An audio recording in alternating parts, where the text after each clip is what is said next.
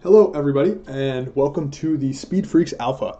So excited that you guys are finally getting to see this game and give it a try.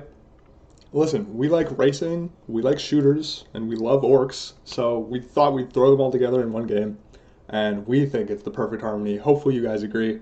If you guys like any of those things, please give this game a try. Yes, it's a little rough right now. We are still in alpha, but we have a lot of stuff planned. Hopefully you guys will stick around for it. To enter matchmaking and jump into an online game, you can just click Def Rally here. If you'd like to try the game out by yourself, just get familiar with everything, you can create a private game like this. The game is set to max graphics settings by default, so if you're having any performance issues, don't be afraid to just jump into the settings and lower down some of these graphics options. Okay, so each vehicle has 4 abilities, and the inputs are shown on screen. You can press Shift to boost, press H for help, and that's probably all you need to know to go have fun playing the game. There is some other stuff that would usually be explained through an in-game tutorial or like a tips system, but we don't have those implemented yet, so I'm just going to go over some of that stuff in this video. The game mode that's available to play right now in the Speed Freaks Alpha is Def Rally. This is basically a death race that features capture points that move around the map that teams race to and fight over. The team with the most points at the end wins, and there's various ways to score points, like getting kills, reaching the capture point first, and crossing the finish line.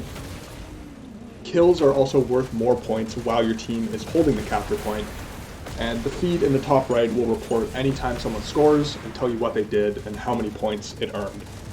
The 4th ability on the F key is shared, so vehicles of the same weight class will have the same ability in this slot. All of the lighter vehicles have access to the dash, which is basically a lunge in the direction that the camera is pointing, and you'll deal collision damage when using this ability. The heavy vehicles have access to grot repairs, which is basically just a small self-heal. The other 3 abilities on each vehicle are unique to that vehicle. Most of them are pretty self-explanatory, but if you are confused at all, don't forget you can just press H at any time to check what something does. Some weapons have limitations on where they can aim, so you can see in the Boondaka Snazwagon I can't aim backwards. The crosshair will indicate where the weapon can be aimed by changing from solid to transparent. You can boost by holding down left shift. This will empty the boost bar in the bottom right, which fills back up automatically.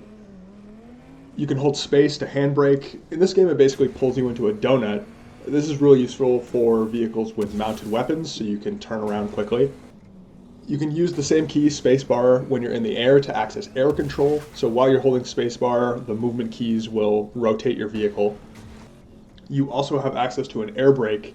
When you're in the air and you're not holding spacebar, you can hold brake or reverse, and the vehicle will lose some speed and be pulled towards the ground more quickly, so this is really useful if you need to land on something precise.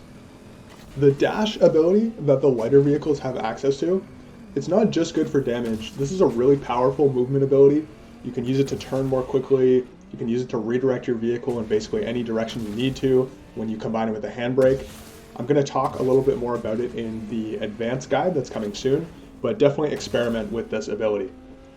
If you ever find yourself stuck, try to wiggle out with the air control, or even the dash sometimes if you're stuck against a wall can get you out of these situations. But if that's not working, you can hold R to self-destruct. And also, if you ever just want to change class, just hold R, self-destruct, and respawn as a new vehicle. The green bar in the bottom left is the WAH bar. And yes, I would encourage you guys to scream it anytime you're talking about it. But it's like 8 a.m. for me, so I'm just going to say WAH bar. The green bar in the bottom left is the WAH bar. You can fill it up by dealing damage or scoring kills. And when the bar is full, you'll have an increased fire rate, more DACA, and you'll take less damage. Some vehicles have abilities that will fill up this bar for their teammates, and these can be really powerful if used at the right time. But yeah, I think that's pretty much everything. Thank you guys for sitting through this tutorial video. We will have a proper in-game tutorial coming soon.